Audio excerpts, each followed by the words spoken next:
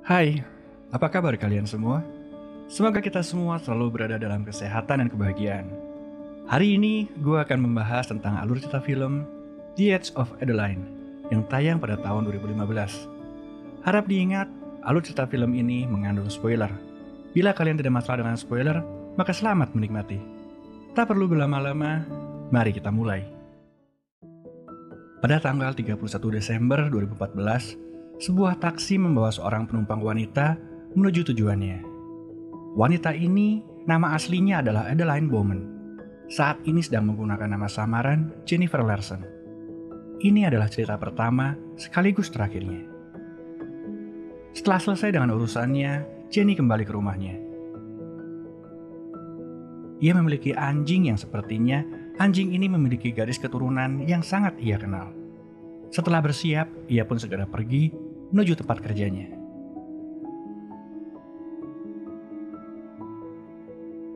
Jenny bekerja di Perpustakaan Nasional. Dia sangat senang merapikan dan melihat arsip-arsip lama. Dan arsip yang ia rapikan dan lihat hari itu adalah arsip dari tahun 1906. Adeline Mary Bowman lahir pada 0001 dini hari, tanggal 1 Januari 1908 di San Francisco. Pada tanggal 16 Juni 1929, saat ia dan ibunya sedang berjalan-jalan menikmati proses pembangunan jembatan Golden Gate, dia bertemu dengan James Prescott, seorang insinyur jembatan tersebut. Dan tak lama kemudian, mereka menikah. 3 tahun kemudian, anak perempuan mereka, Fleming, lahir. Pada tanggal 17 Februari 1937, terjadi kecelakaan kerja di proyek pembangunan jembatan Golden Gate, dan James Prescott meninggal dalam kejadian tersebut. 10 bulan kemudian, malam itu, saat tengah menuju rumah orang tuanya, salju turun. Hal tersebut mengakibatkan jalanan menjadi licin, dan Adeline mengalami kecelakaan.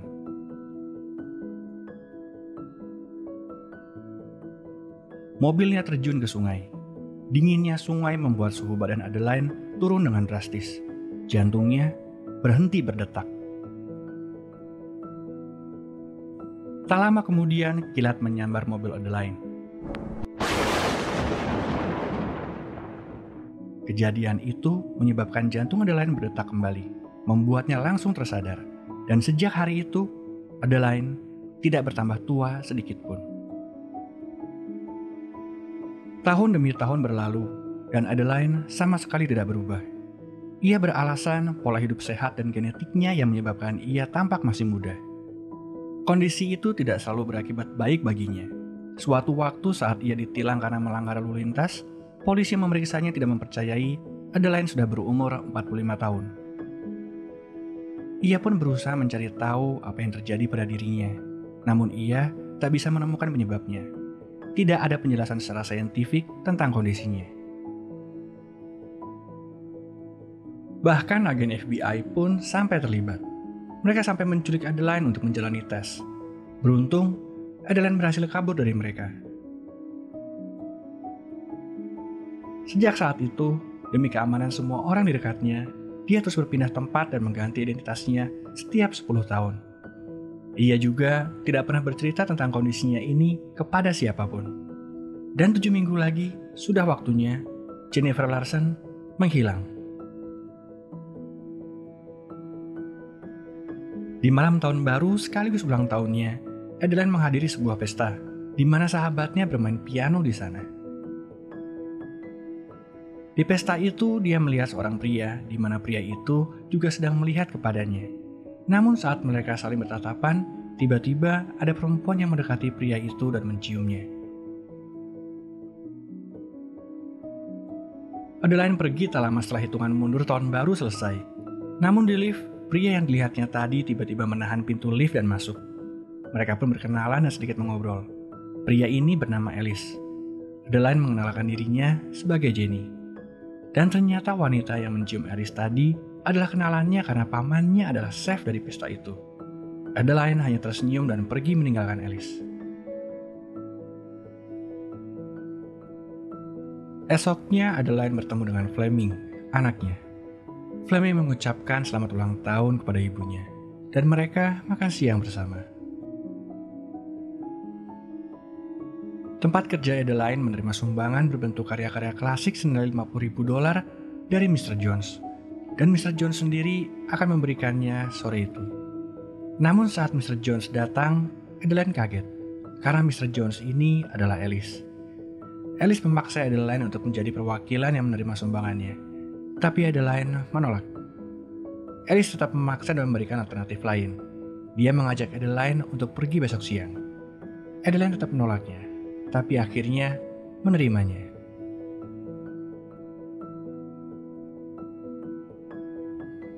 Alice mengajak Adeline pergi ke tempat penggaliannya, di mana mereka berhasil menemukan sebuah kapal yang berasal dari masa di mana demam emas San Francisco dimulai. Adeline sangat terkesan dengan itu semua.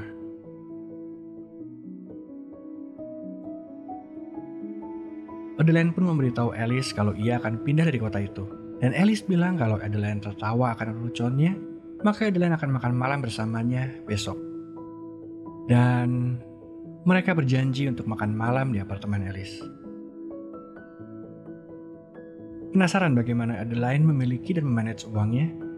Well, Adeline menginvestasikan uangnya pada perusahaan Xerox. Dan hari itu, dia meminta perusahaan yang mengelola uangnya itu untuk menambahkan Susan Fleischer, identitas barunya, sebagai orang yang berhak menerima uangnya. Pada malam yang sudah dijanjikan, Adeline datang ke tempat Alice, dan mereka pun makan malam bersama. Alice bercerita tentang ayahnya, seorang astronom yang berhasil menemukan sebuah komet yang aneh. Karena menurut perhitungannya seharusnya komet itu muncul pada tahun 1981. Tapi komet itu tidak muncul, dan ayahnya masih mencari komet itu sampai sekarang. Alice juga bercerita kalau sebenarnya dia pernah melihat Adeline sebelumnya. Waktu itu Adeline sedang membaca buku Braille. Dia memperhatikan Adeline cukup lama sampai menyadari kalau Adeline tidaklah buta. Dan saat itu ia sangat ingin untuk bertemu dan berkenalan. Tapi ia tak tahu bagaimana. Dia hanya tahu kalau suatu saat mereka akan bertemu. Alice banyak bercerita tentang dirinya. Di lain sisi, Adeline hanya mendengarkan. Ia merasa lebih baik kalau tidak ada seorang pun yang tahu tentang dirinya. Tapi tak dapat dipungkiri, mereka saling jatuh cinta. Paginya di saat perjalanan ke kantor, Adeline melewati sebuah taman. Dan ia teringat akan kejadian di masa lalu di mana seseorang menunggunya di bangku taman itu. Ia melihatnya, namun memutuskan untuk pergi dan meninggalkannya.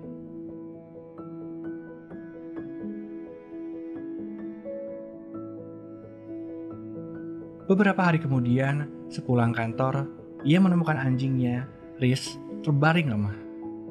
Dokter hewan mendiagnosanya kalau anjingnya mengalami gagal ginjal dan menyarankan untuk menyudahi deritanya. Adeline sangat terpukul dengan kepergian Rhys.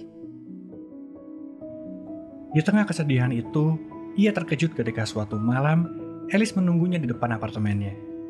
Ia sangat marah dan kecewa dengan tindakan Alice, dan ia pun pergi meninggalkannya. Suatu hari saat ia bertemu dengan Fleming, Adeline menceritakan kalau ia sudah mulai capek harus lari, berpindah tempat dan berbohong kepada banyak orang. Fleming menyarankan agar ia berhenti melakukan itu semua. Siapapun yang pernah curiga tentang kondisinya sudah banyak yang meninggal. Ibunya tak perlu merasa sendirian lagi. Walaupun begitu, Adeline berpendapat bahwa masa depan bersama orang yang ia cintai tidak ada, karena ia tak bisa bertambah tua. Adeline pun menceritakan pertemuannya dengan Alice, dan ia sudah memintanya untuk pergi. Fleming menyarankan untuk meminta maaf dan kembali berbicara kepada Alice. Malam itu dia menemui Alice di tempat penggalian. Ia meminta maaf dan mengajaknya pergi ke suatu tempat. Alice pun menerima permintaan maaf dan mereka pergi bersama. Tempat itu adalah sebuah bioskop drive-thru tua yang sudah tak terpakai. Ia pun menunjukkan hal yang sangat ia sukai dari tempat itu.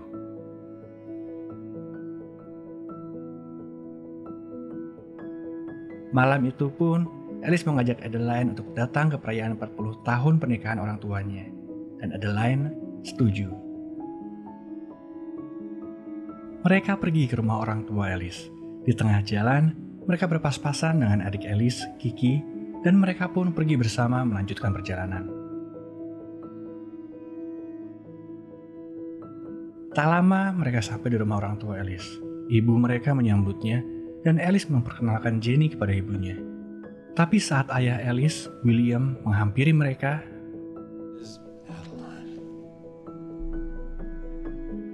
William menyebut nama Adeline. Adeline segera meralat kalau dia adalah Jenny.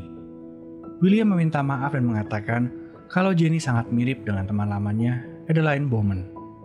Jenny menjawab kalau Adeline Bowman adalah ibunya. Situasi pun menjadi aneh. Namun tak lama, Ellie mengatakan kalau ia sedikit lelah karena perjalanan jauh dan ingin beristirahat. Sepeninggal mereka, William flashback ke pertemuannya dengan Adeline. Saat itu di sebuah daerah di London, mobil Adeline mogok, dan William yang kebetulan lewat dengan sepedanya membantu mendorong mobilnya. Sejak saat itu, mereka semakin dekat dan menghabiskan waktu bersama. Dan saat itu Adeline melanggar janjinya. Ia memberikan nama aslinya, Adeline Bowman. Tapi segera menambahkan kalau teman-temannya memanggilnya Della. Tak lama setelah itu, William kembali ke Amerika dan Adeline ikut bersamanya. Pagi harinya mereka duduk bersama untuk sarapan. William kembali mengenang Adeline. Istrinya sedikit cemburu, tapi William membujuknya. Tak dapat dipungkiri, sangat terlihat kalau Adeline sangat membekas di kehidupan William. Malam harinya mereka bermain game Trivial Pursuit. Game itu menjawab pertanyaan-pertanyaan umum. William telah menang 47 kali berturut-turut, tapi malam itu Adeline dengan mudah mengalahkannya. Pengetahuan Adeline sangatlah luar biasa. Kiki mengatakan, mana yang akan terjadi terlebih dahulu? Ayahnya kalah dalam Trivial Pursuit? Atau Della akhirnya muncul? Della adalah komet yang William temukan. Ia menamainya Della C1981. Dan malam itu, William kalah untuk pertama kalinya dalam permainannya. Setelah permainan itu, mereka bersantai masing-masing. Adeline sangat terkejut ketika sedang menikmati langit di malam hari, William ternyata ada di situ. Ia menanyakan, kenapa William menamakan komet temuannya dengan nama ibunya. William menjawab, kalau perhitungannya benar, maka kemunculan komet itu adalah kemunculan terdekat dengan bumi dalam 200 tahun, seperti ibunya. Pada waktu itu, ia berniat melamarnya, tapi Adeline menghilang begitu saja. Malam itu juga Alice mengatakan betapa ia mencintai Jenny dan tak bisa membayangkan hidup tanpa dirinya. Adeline tak tahu harus berkata apa. Pagi harinya, saat Adeline dan William bertemu, William melihat bekas luka di tangan Adeline. Ia sangat kaget dan segera mencari sesuatu di gudang. Ia teringat ketika ia dan Adeline berjalan-jalan di hutan, tangan Adeline pernah terluka dan ia sendiri yang menjahit lukanya. Dan di gudang itu, ia menemukan foto dirinya dan Adeline dengan luka di tangan kiri Adeline. William segera mencari Adeline, dan setelah menemukannya, ia memberitahunya kalau ia sudah tahu Jenny adalah Adeline. Ia ingin kebenarannya, dan Adeline mengakui semua dan menceritakan kebenarannya. William juga menyadari kalau Adeline jatuh cinta pada Alice, anaknya, dan ia memohon agar Adeline tidak menghilang lagi demi Alice. Selama ini, Adeline hidup, tapi tidak mempunyai kehidupan. Tapi Adeline terlalu takut. Ia segera kembali ke rumah dan pergi. William tak mampu menahannya.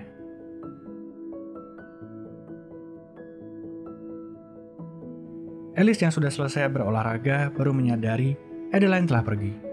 Ia segera berusaha mengejarnya. William memberikan kunci mobilnya setelah tahu kalau anaknya benar-benar mencintai Adeline. Di tengah perjalanan, Adeline mulai menyadari kalau ia sudah terlalu capek untuk lari terus-menerus. Ia pun menghentikan mobilnya dan menelepon Fleming. Ia memberitahunya kalau ia tak akan lari lagi. Namun saat Adeline berbalik arah,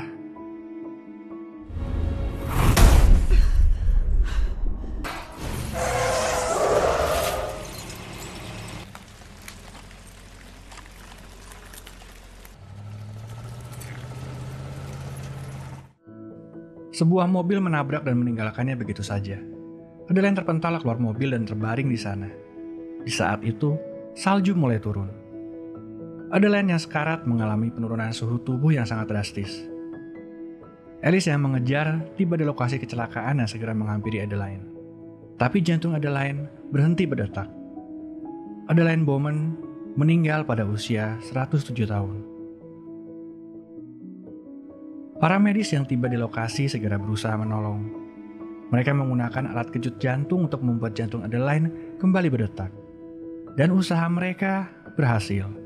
Jantung Adeline kembali berdetak. Adeline hidup kembali. Adeline segera dilarikan ke rumah sakit dan Alice yang menunggunya segera menemuinya saat ia tersadar.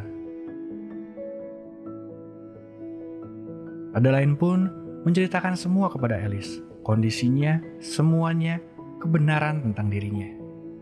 Fleming yang datang sangat senang ketika Adeline bilang kalau Alice sudah tahu kebenarannya.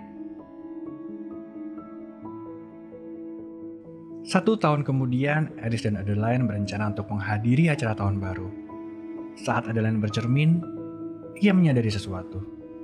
Ia menemukan rambutnya ada yang memutih. Rupanya alat kejut jantung yang menyelamatkannya juga mengakibatkan dirinya menjadi manusia normal yang dapat menua.